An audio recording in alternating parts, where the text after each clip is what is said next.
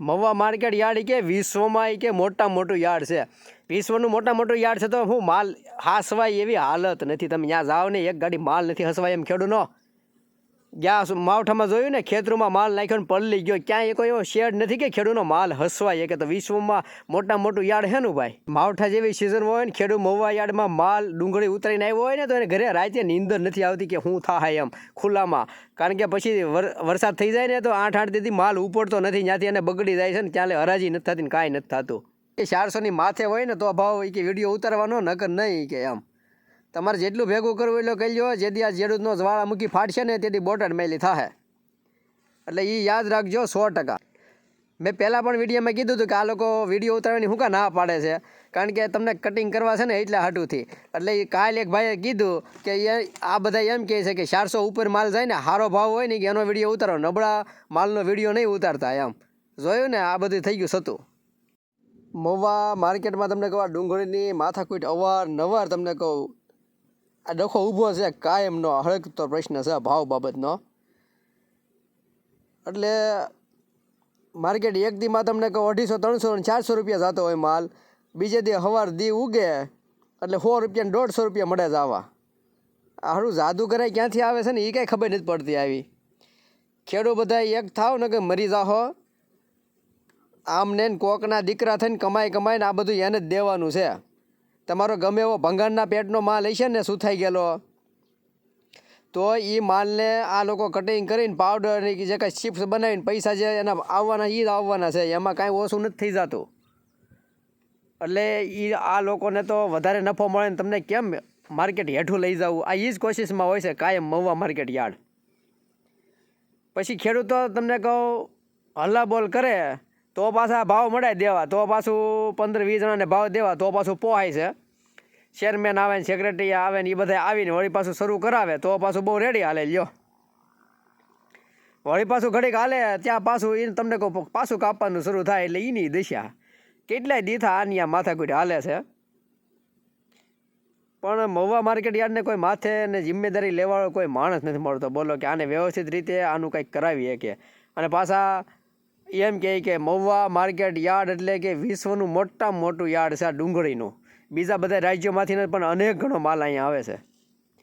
હવે આઈનાને તમને કહું પોહાતું નથી. હવે 100 રૂપિયામાં આઈની ડુંગળીનો માલ કપાસ થતો હોય 100 રૂપિયામાં, એમાં 35-40 રૂપિયા ભાડું થતું હોય તો ઓલા 1000-1500 કિલોમીટર કે 2000 કિલોમીટરથી અહીંયા આવતા હોય 1000 કિલોમીટરથી, એ લોકોને કેમ પોહાતું હોય છે બીજા રાજ્યોમાં? એ તમે વિચાર કરો તો. હવે આપણે અહીંયા ગુજરાતમાં 60-70 કિલોમીટર જવું છે લઈને તોય નથી થતું, તોય 30-35 રૂપિયા ભાડું ચડી જાય છે. અને ત્યાં જાવ 100 રૂપિયા ભાવ આવે તો ઓલા લોકોને શું થતું હોય છે એ તો તમે વિચાર કરો. અને પાછા એમ ગણાવે કે મહુવા યાર્ડ એટલે વિશ્વમાં કે મોટામાં મોટું યાર્ડ છે મહુવા યાર્ડ.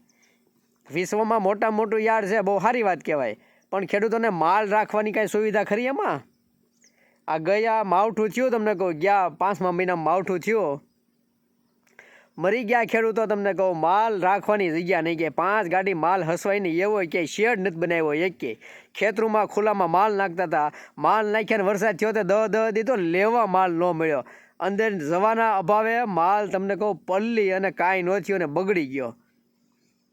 વિશ્વમાં પહેલા નંબરનું યાર્ડ હોય તમને કહું આ તો કાંઈ આમાં શું સુવિધા ન હોય? કાંઈ કમાણી ઓછી છે માર્કેટ યાર્ડને? પણ ક્યાંય એવો શેડ નથી કે ખેડૂત માલ ઉતારી શકે અને ઘરે છે નિરાતે હુઈ શકે કે ભાઈ અમારો માલ અહીં ઉતાર્યો છે અને અહીં ઉપાધિ નથી કાંઈ, વરસાદ આવશે કે ગમે થાય તો માલ પલળશે નહીં, એવી છે સુવિધા? 1% નહીં મહુવા માર્કેટ યાર્ડની અંદર. તમને કહું તમામ માલ ખુલ્લા ખેતરોમાં જ ઉતરવાનો છે. કેટલાય વર્ષોથી આ સ્થિતિ હાલે છે. પલ્લે તો કોનો પલ્લે? ખેડૂતનો પલ્લે. નુકસાન જાય તો કોને જાય? ખેડૂત જાય. વેપારીને જ્યાં વેપારીનો માલ કદાચ લઈ ગયો ને પલ્લી ગયો હોય તો એ તો કપાઈ જવાનો છે રાતોરાત. મશીન કરી ચાલુ કરી દે એટલે મશીનમાં કપાઈ જવાનો છે. કદાચ પીરો ગમે એવો નીતરતો માલ હોય ને, નીતરતો માલ, તોય તમને કહું એને કપાઈ જવાનો છે ને એની ઓલી ચિપ્સ બની જવાની છે.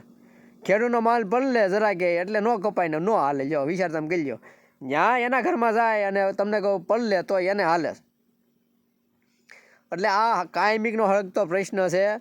પછી તમને કહું સરકાર પછી તમને કહું સહાય આપે ને સહાય આપે કોની હાટું આપે છે? કાંઈ વેપારી આ ખેડૂતને કાંઈ સહાય કાંઈ લાભ થતો નથી. તમે જ્યાં માલ પહોંચતો કરો તેમાં ફાયદો કોને છે? વેપારી કમાવાના એ માલને કટિંગ કરીને. ખેડૂતને ત્યાંથી ખાલી સરકાર કદાચ સહાય આપે 2 રૂપિયા તો અહીંયા તમે પોગો એનો તમને આપે છે. એટલે વેપારીને જ્યાં તમે માલ પોગતો કર્યો એના પૈસા એ આપે છે, બીજું તો કાંઈ એમાં છે નહીં નવીનતા તો, કે તમને કાંઈક 5 રૂપિયા મળ્યા હોય એમ. એ તમને જે સરકાર આપે એ તમારે ભાડામાં વહી જવાના છે, ત્યાં તમારા ભાગમાં કંઈ આવવાનું છે. એટલે આવી આ લાલિયાવાડી તમને કહું લોલમ લોલ કેટલાય દીથા હાલે છે આમને લાલ ડુંગળીના. અને પાછા વિડીયોમાં તો એક ભાઈ એમ કે લે હવે એ કે 400 ઉપર જાય તો જ કે વિડીયો આનો ઉતારજો, નકર નહીં ઉતારતા. એટલે શું છે બીજા બધા ખેડૂત કપાવા આવે, પછી બીજા રાજ્યો આની ખબર પડે ને ક્યાંય કાંઈ નથી એટલે ન જવાય. ઓલો બહારથી તમને આવ્યો હોય એ માણસ શું કરવાનો હોય? 400 ઉપર માલ જાય તો એક ખેડૂત એવું કહેતા હતા, મેં જોયું વિડીયોમાં, 400 ઉપર માલ જાય ને એ કે એનો વિડીયો ઉતારવાનો, એ કે ઓલા 100 કટિંગ કર્યા હોય ને એનો વિડીયો નહીં ઉતારવાનો. એટલે ખબર પડી જાય ને તો લોકો જાય ને એમ થાય કે હાલો 2 દી પછી જાવું કંઈક માર્કેટનો સુધારો આવે તો એમ. પણ ઓલો તમને હારી લાલચ બતાવી અને તમને અહીંયા લઈ જાય અને પછી તમને કહું કાપે. એટલે આટલા આ લોકો વિડીયો ઉતારવાની ના પાડે છે ને એટલે નહોતા. મેં આની પહેલાં વિડીયો એમ કીધું હતું ને કે આ લોકો શું કાંઈ વિડીયો નથી ઉતારવા દેતા. પહેલાં મેં કીધું હતું ને ગયા વિડીયો આની આગળ વિડીયો બનાવ્યો તેમાં કે આ લોકોને તમને કાપવા છે એટલે વિડીયો નથી ઉતારવા દેતા. હવે એ સાબિત થઈ ગયો. કાલે એક ભાઈ એમ કીધું આ વાંધો પડ્યો એટલે કે એ એમ કહે છે કે સારો ભાવ આવે ને એનો વિડીયો કે ઉતારો, નબળા ભાવ આવે ને એનો વિડીયો નહીં ઉતારવા, કે નથી ઉતારવા જ નથી દેતા એમ. એટલે લોકોને ખબર પડે એટલે મેં જે કીધું તે વાત 100% હાસી પડી કે ભાઈ આ લોકોનો પ્લાનિંગ આ જ છે કે તમે વિડીયો જો ઉતારો ને તો એ લોકોને ખબર પડી જાય એટલે નથી ઉતારવા દેતા. એટલે હવે મવા માર્કેટ યાર્ડમાં કંઈક બોટાદવાળી થાય ને તો આમાં સુધારો આવે એમ છે, બાકી કાંઈ આવે એમ નથી. અને થાય વહેલા મોડી તમે લખો જ લખી લો. બોટાદ જેવી સ્થિતિ થવાની છે અને એકવાર આમ જો ધબધબાટી બોલવાની છે તે જ આમાં સુધારો આવશે, ત્યાં લગી નહીં આવે. બાકી તમારે અત્યારે જેટલા તાગડથી ના કરવાની એટલા કરી લો. બાકી એક દી હોય જેથી હરી ગયું ને તેથી ગમે એટલા બંબા લાવશો ને તો એ નહીં ઠરે. આ ખેડૂતની જો જ્યારે એનો એમ નીકળશે ને આમ તેથી તમારી દાય બધાની નીકળવાની છે, ત્યાં લગી નથી નીકળવાની. ત્યાં લગી તમે મોજ કરી લો, એટલું કમાવાની એટલું કમાઈ લો. પણ જેથી આવશે ને તેથી ઓકીને કઢાવવાના છે બહાર, યાદ રાખજો.